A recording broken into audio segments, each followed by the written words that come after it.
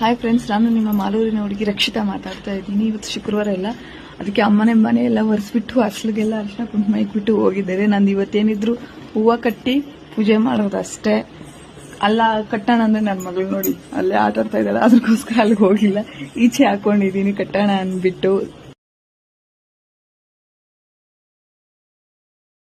ಇಷ್ಟ ಆಗಿದೆ ಫ್ರೆಂಡ್ಸ್ ಹೂವು. ಇನ್ನಿದೆಲ್ಲ ದೇವ್ರಿಗೆ ಅಲಂಕಾರ ಮಾಡಿದ್ರೆ ಮಾಡಬೇಕು ನೋಡಿ. ದೇವ್ರಿಗೆ ಪ್ರಸಾದನೂ ರೆಡಿ ಮಾಡಿಬಿಟ್ಟೆ. ಇದೇ ಹಣ್ಣು ಇವತ್ತು ಇಕ್ತಾ ಇರೋದು ನಾನು.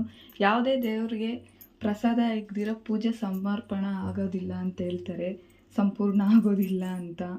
ಅದ್ರಿಗೆ ನಾನು ಕಾಯಿ ಇತ್ತು, ಕಾಯಲ್ಲಿ ಇದು ಮಾಡಿದೆ. ಇಲ್ಲಾಂದರೆ ಏನಾದರೂ ಅನ್ನದಲ್ಲಿ ಏನಾದರೂ ಮಾಡ್ತಾ ಇದ್ದೆ. ಹೂವು ಎಲ್ಲ ಇಕ್ಕಿದ್ದಾಯ್ತು ಫ್ರೆಂಡ್ಸ್, ಪೂಜೆ ಮಾಡೋಣ ಬನ್ನಿ. ದೇವರಿಗೆ ಪ್ರಸಾದ ಎಲ್ಲ ಇಕ್ಕಿದೆ, ದೀಪಗಳೆಲ್ಲ ಹಣಿಸಿದ್ದೀನಿ. ಕರ್ಪೂರ ಹಚ್ಚಬೇಕೀಗ.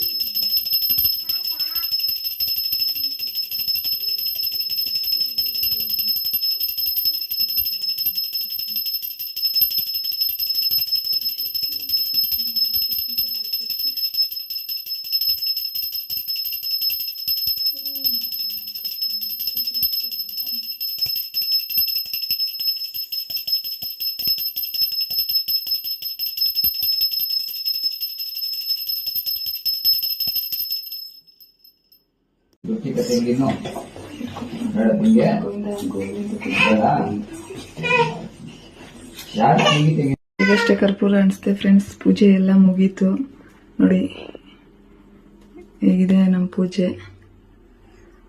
ಪ್ರಸಾದ ಎಲ್ಲ ಇಕ್ಕು ಪೂಜೆ ಮಾಡಿದ್ದೀನಿ.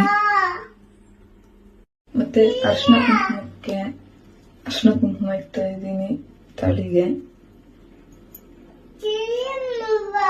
ಶ್ರೇಯಸ್ಸಾಗಿರುತ್ತೆ. ನಮ್ಮ ಯಜಮಾನರೆಲ್ಲ ಇರ್ಲಿ, 100 ವರ್ಷ ಆಯುಷ್ಯ ಆರೋಗ್ಯ ಕೊಟ್ಟು ಕಾಪಾಡಲಿ ದೇವರು.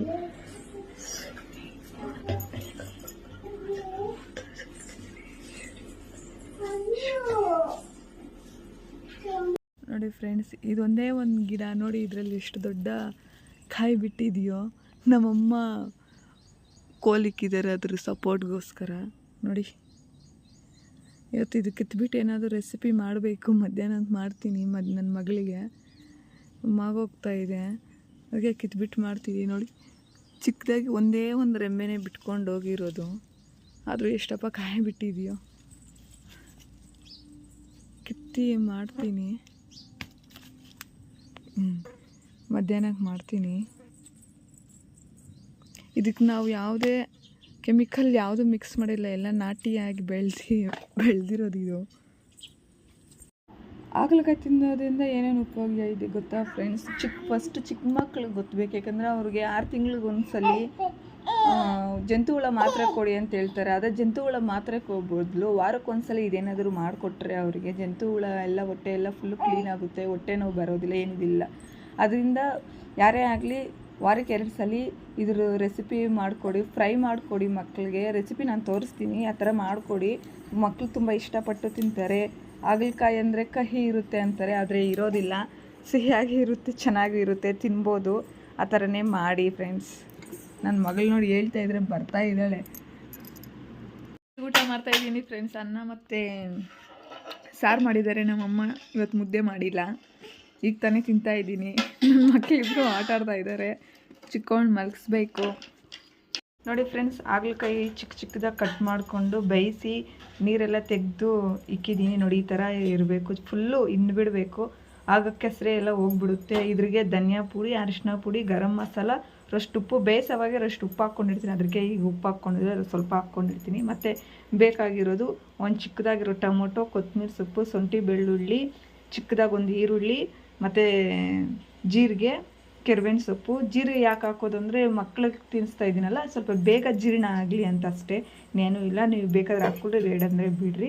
ಇದೆಲ್ಲ ಗ್ರೇವಿನೆಲ್ಲ ಬಾಣಲಿಗೆ ಹಾಕ್ಕೊಂಡು ಚೆನ್ನಾಗಿ ಹುರ್ಕೊಂಡ್ಮೇಲೆ ಆಮೇಲೆ ಈ ಹಾಗಲಕಾಯಿ ಹಾಕ್ಕೊಂಡು ಫ್ರೈ ಮಾಡಿಕೊಂಡ್ರೆ ಆಗ ಚೆನ್ನಾಗಿ ಬರುತ್ತೆ. ಆಮೇಲೆ ಮಸಾಲೆ ಎಲ್ಲ ಹಾಕ್ಕೊಳ್ಬೇಕು ನೋಡಿ. ಇಷ್ಟಿದ್ರೆಗನ ಇವತ್ತು ಮಧ್ಯಾಹ್ನದ ಗ್ರೇವಿ ನನಗೆ ರೆಡಿ ಆಗುತ್ತೆ. ಆಮೇಲೆ ತೋರಿಸ್ತೀನಿ ಹೇಗೆ ರೆಡಿ ಆಗಿದೆ ಅಂತ. ನೋಡಿ ಫ್ರೆಂಡ್ಸ್, ಗ್ರೇವಿ ರೆಡಿ ಆಯಿತು. ಇದಿದೆ, ಚೆನ್ನಾಗಿ ಬಂದಿದೆ. ಬಿಸಿ ಬಿಸಿ ಅನ್ನನೂ ರೆಡಿ ಆಗಿದೆ ನೋಡಿ. ಬಂಗಾರದ ಗೊಂಬೆ ಬಂದು ಎದುರು ನಿಂತರೆ ಎಳೆ ಹುಡುಗನ ಹೃದಯವೀಗ ಸೋಲಲಾರದೆ.